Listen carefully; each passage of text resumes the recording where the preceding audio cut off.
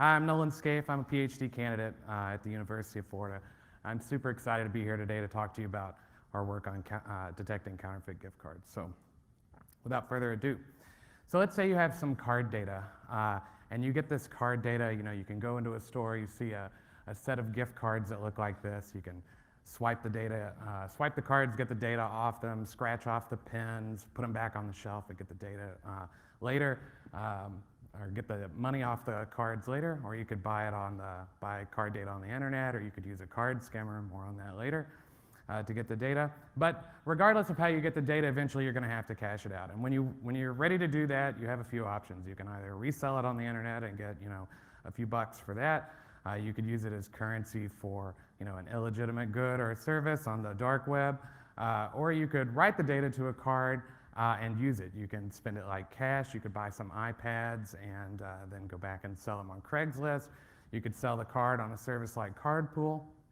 But wait, did you just say that you could write a new card? Well, yeah, absolutely, you can. And here's how you do it. These encoders, they cost about $100 each. We bought 3 card writers from 3 different manufacturers. We were very surprised when they came in. They all look exactly the same. And in fact, so does the software for them. So then we took them apart, and they're all functionally identical as well. So there are tons of other encoders that are out there, that cost tens of thousands of dollars, but getting them is not as easy as you think. A lot of vendors require identity verification to make sure that you're not doing what we're about to do. So if you want to fly under the radar, these are absolutely the writers that you're going to get. And so if you're asking yourself, does this really happen? Yes, it does. In fact, criminals use these cards to launder and steal money to pay each other. It's semi-anonymous. So they'll even take the card information that they acquire on the internet. They'll emboss them with names. They'll take them into a store and use them.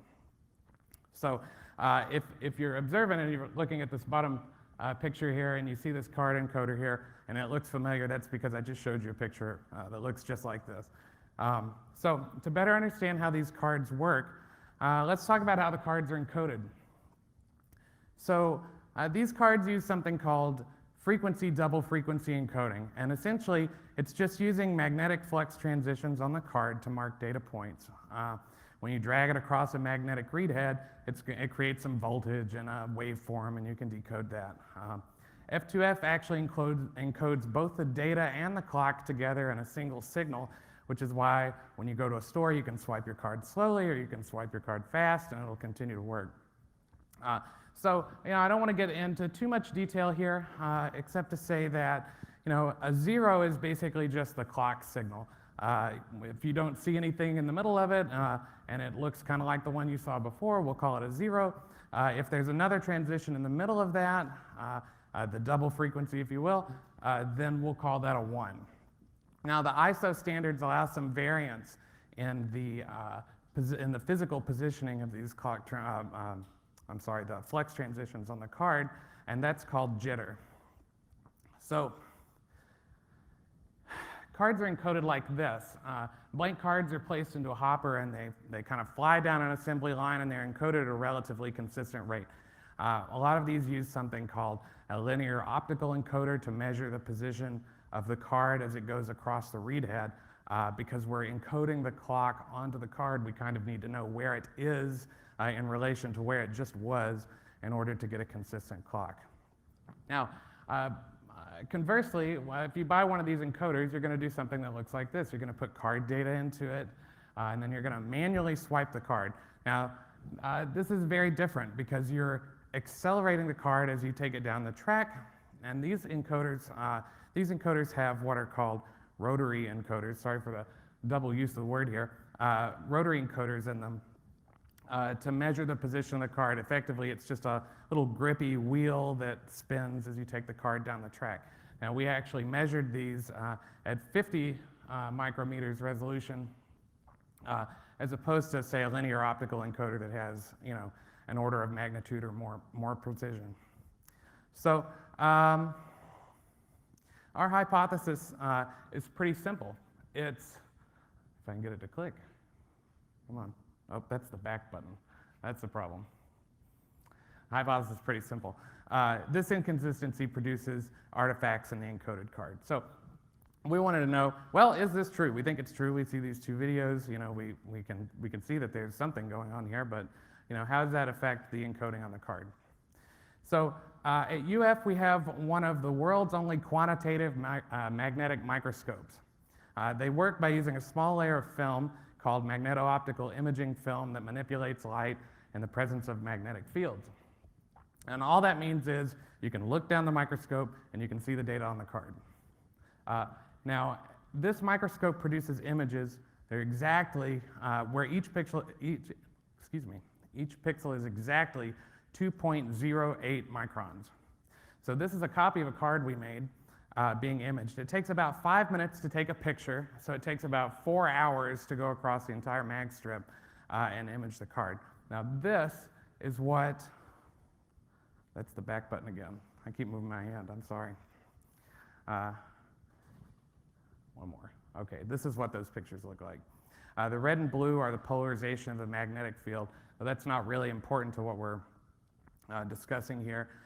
Typically, payment cards have 2 tracks of data. They have almost exactly the same information on them. Track 1's a higher density than track 2. Now, for our purposes, we examine track 2 data because this is most commonly what merchants will read when you're processing a payment.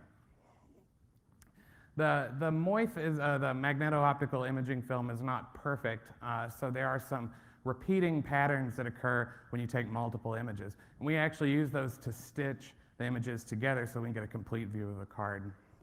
Now, if we take the same data section and align it, now you know this image shows kind of 0, 0, 0, 1, 0. You can see that there are differences in bit width, especially if you look here at the beginning and end. You can see that the counterfeit kind of the data arrives early and it exits the picture late. And if we zoom out and we look at the whole card, we can see that there's absolutely a difference between these two cards. The copy has substantially more variance than the original. Now, this validates our hypothesis. Clearly, there's a difference between these two cards. However, no one wants to wait in line at the grocery store for 4 hours while we bust out a microscope and take pictures of your card. So we set out to see if we could test this with commodity hardware. So what we did was we built a card reader, we connected it to audio equipment, we recorded the waveforms and measured the bit widths, which really correspond to the peaks in the signal that comes out. This is not unlike how a square reader would actually read, some of the first generation square readers would read your cards. And so we wrote and modified some existing card reading software to output jitter variance values. Now, to calculate this is actually relatively simple once you know the trick. Essentially what we do is we calculate the distance in samples between the peaks and then calculate the differences between those distances, which is the jitter. And then we calculate the variance over that. Now, we discard the first 10% for kind of an intuitive reason. When you swipe a card, you start out slow and you accelerate, and that initial acceleration actually kind of makes it difficult to read the variance when compared to the rest of the card. You tend to reach kind of a steady state after about the first 10% of the swipe. So this actually provides kind of a single value measurement of how consistent the jitter is. So cards with higher jitter variance are therefore less likely to be produced in a controlled facility. So to test this, we partnered with Walmart, who provided us 650 new gift and stored value cards, and we separated those into high and low coercivity. Now, I don't want to get too in the weeds here on coercivity because it's more of a magnetics property, but it refers to how resistant the stripes are to changes in magnetization. There's about a 2 or 3 cent difference in the cost of a card, a low coercivity versus a high coercivity card. But the difference as it relates to us is that high coercivity cards typically last longer, they cost just a little bit more, and they have peakier signals, which is easier for us when we're doing peak detection. Low coercivity cards, on the other hand, tend to be a bit noisier and have rounder peaks. These are the kinds of cards that you might wipe with a refrigerator magnet. So we swiped and recorded each card 10 times and cloned each of the cards and swiped each clone 10 times. Now, That's about 13,000 good swipes and several sore arms. And so these are the results. We calculate an optimal threshold by finding this balance between this jitter variance value where most of the originals are below the threshold and most of the counterfeits are above. And this actually corresponds to the optimal threshold where the ROC curve is in the top left-hand corner.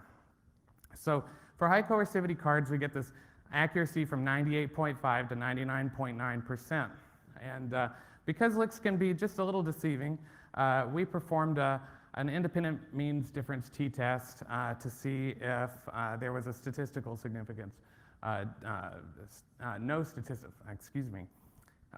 It's a null hypothesis test, and the null hypothesis is that there's no statistical difference between the measured jitter on the originals and the copies.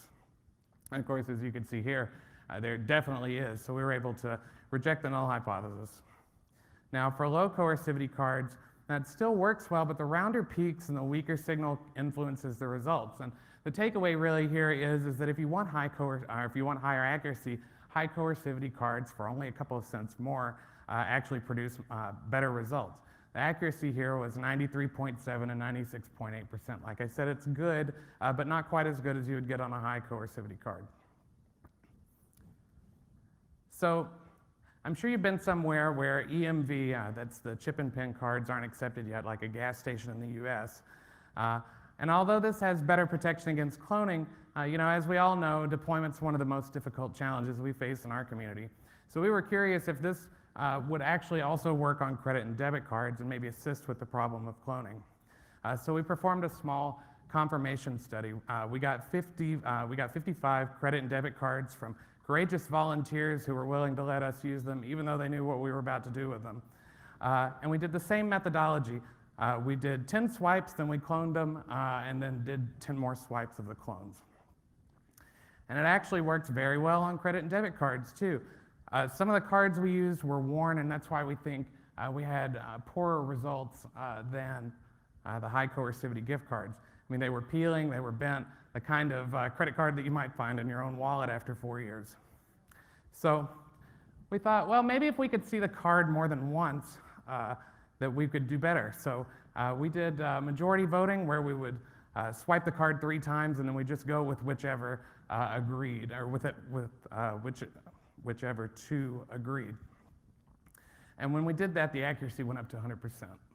So we did the same statistical test here, and again, we were able to reject the null hypothesis. There's definitely some difference between these 2 distributions. So anyway, if you're like me, you've probably been sitting in your chair thinking about countermeasures the whole time. And so one obvious way to do this would be to build a cheap motorized reader. We know that there are expensive motorized readers that can produce these legitimate looking cards, so why not build a motorized reader that can do the same thing? So we looked at 2 here on the top and the picture on the bottom. One at about a $250 price point and another at an $8,000 price point. Actually, the one on the bottom is the one our university uses to make our ID cards. Both of these are no better than hand swiping, and the reason for that is that the control systems on these devices actually don't perform consistent movement of the card. Especially in the top one, when you put the card in, as it grips it, it goes a little bit slower, then it speeds up, then it slows down a little bit, and that produces the same kind of artifacts as counterfeiting your own card with one of these encoders. The other thing you could do is maybe put a chip on a gift card. Well, there's a ton of problems with that just in deploying and issuing the terminals and the cost of doing so. It takes the cost of a gift card from just a few cents to potentially several dollars, and I don't know anybody that wants to buy a $20 gift card for $25. And this still doesn't do anything about the $40 billion in unspent gift card balances that are out there. In a lot of jurisdictions, especially in the United States, it's not legal to expire those balances. So we have cards that are out there that need protecting now. So in summary, card cloning remains a massive problem despite replacement technologies. And we looked at this. We used a microscope to verify it. Then we built a commodity hardware detection system for detecting these gift cards. And of course, higher quality cards give higher quality results. So what we'd like to do is, this is a software system, and we think it can be integrated with existing payment terminals, so we'd like the opportunity to do that. And we'd like to do a larger scale study of credit and debit cards if we can find a partner to do so. So thanks for coming to my talk. This is the first in a series of papers we're doing on payment card fraud. If you're curious and want to know more about stopping data acquisition, then I encourage you to come see my talk at Usenix Security. Thanks.